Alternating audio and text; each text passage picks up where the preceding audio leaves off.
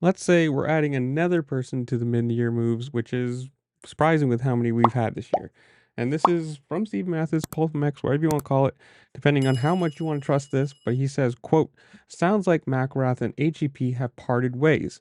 Might see Shane on a MADD Kawasaki this weekend, which he will ride in 2025. Either way, he should be fine to make it into SMX. And this is crazy when you can say Marchbanks left, not crazy, but Marchbanks left Club MX to go to Pro Circuit. And it's just in the middle of the season, you're seeing a lot of people come, go, drop, move back. You got the beta move with Colt Nichols, and it's just like in the middle of the year, it's a very strange thing to me. At the end of the season, fine, whatever, but like why now? Like what is going on so poorly at a team or so badly that it's, hey, yeah, you don't need to finish out your contract, or hey, we don't want you to finish out your contract, whatever way it is. Or maybe it's the rider saying, hey, I don't want to finish out this contract. I don't like this bike. I don't like this team, or whatever's going on.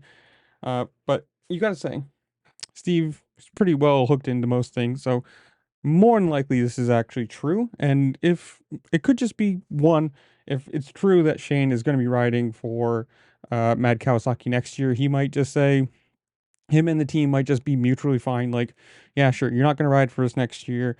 You can, we can save the money of either him not riding or maybe bring in somebody who will be there next year for them, get some extra time on the bike, get some extra development time for him. And for him, he just gets to move to the team that he's already going to be on. Who knows? The comments below, I want to hear from you guys though. With, I, I guess three big names. Nichols is a big enough name.